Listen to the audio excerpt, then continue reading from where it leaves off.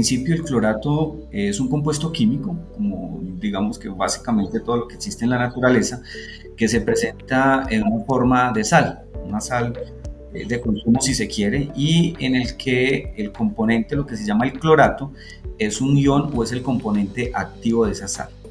Digamos que en principio este ion se forma de manera natural en el ambiente, por ejemplo en suelos y aguas, pero también se puede formar a partir de procesos industriales.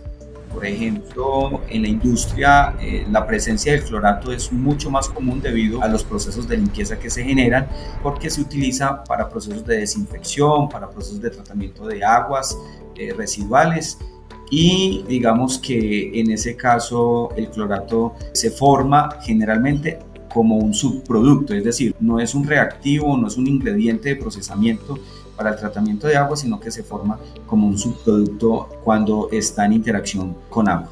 Por ejemplo, cuando se utiliza el hipoclorito, que es lo que nosotros llamamos en Colombia normalmente como el límpido, ¿cierto?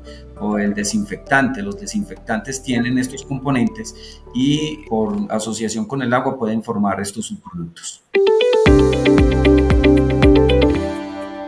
La contaminación de alimentos por clorato no es un tema que sea comúnmente, que se presente de manera recurrente o que sea común, no. Suele ocurrir más bien cuando se utiliza agua tratada, ¿cierto? Que contiene trazas de ese compuesto y, por ejemplo, en los procesos de desinfección o limpieza se generan pequeñas cantidades de este ion, del clorato, por reacciones químicas que no hay cómo controlarlas. O pues digamos que sí, no están bajo parámetros controlados. La frecuencia de esa contaminación, digamos que depende directamente de la eficacia, en principio, de algunos protocolos de tratamiento, de monitoreo, por ejemplo, en la industria alimentaria, en el manejo del agua, pero digamos que no es un guión que esté presente, por ejemplo, en la industria de alimentos y que esté ahí como insumo o como reactivo para algo, sino solamente en procesos de lavado. Entonces, pongámoslo en perspectiva. Terminaron un proceso alimenticio de producción de alimentos. En ese proceso tienen que lavar. Cuando lavan, utilizan algunos de estos componentes, aguas tratadas, y estas aguas tratadas empiezan a generar esos iones, y esos iones pueden eventualmente transferirse a los alimentos, ¿cierto? Digamos que, por supuesto, generalmente esto se da en límites seguros para el consumo humano, digamos que eso está regulado. No obstante, si se presenta un manejo inadecuado o fallas en procesos de desinfección, que es posible, en la industria eso es posible, la presencia de clorato, en este caso en alimentos, pues puede incrementarse, lo que pues requeriría un proceso de intervención y digamos que otros procesos de mitigación del impacto. Te pongo un ejemplo, es como cuando una persona en casa utiliza un desinfectante. Entonces tiene dos opciones: coger una porción, lo que nosotros llamamos una dosis, una tapa del producto, lo disuelve en una cantidad de agua y esas son condiciones seguras. O tienes la otra posibilidad de que es derramar de manera directa desde el recipiente, desde el envase, hacia donde va a ser el tratamiento. Está trabajando con unas concentraciones por fuera de lo normal. Entonces, en condiciones no seguras, más bien.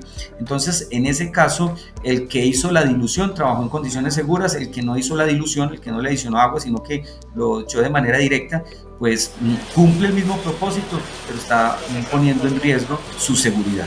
Lo mismo pasa en este tipo de industrias. En este tipo de industrias no voy a decir que lo echan de manera directa, pero pueden haber eventualmente algunos riesgos asociados a no trabajar en condiciones seguras.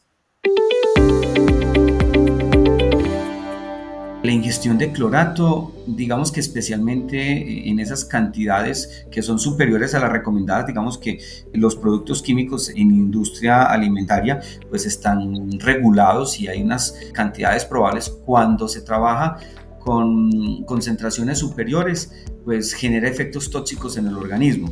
¿Cuáles son esos efectos tóxicos? Por ejemplo, riesgos asociados al sistema sanguíneo, ¿cierto? Al sistema circulatorio, porque el clorato se ha probado que interfiere en la capacidad que tiene la sangre para transportar el oxígeno a las células, lo que puede, por ejemplo, desencadenar procesos como anemia, por ejemplo, o afectar el funcionamiento de órganos vitales. También, digamos que para la salud humana y animal, eventualmente pues puede producir irritaciones en piel, en ojos, también en vías respiratorias. Y frente a exposiciones muy elevadas, digamos que hay reportes que muestran efectos adversos en el sistema nervioso central y en el metabolismo celular. Así que digamos que en principio, como toda sustancia química, hay que tratarla con cuidado y hay que tener los controles necesarios para poder trabajar bajo condiciones seguras.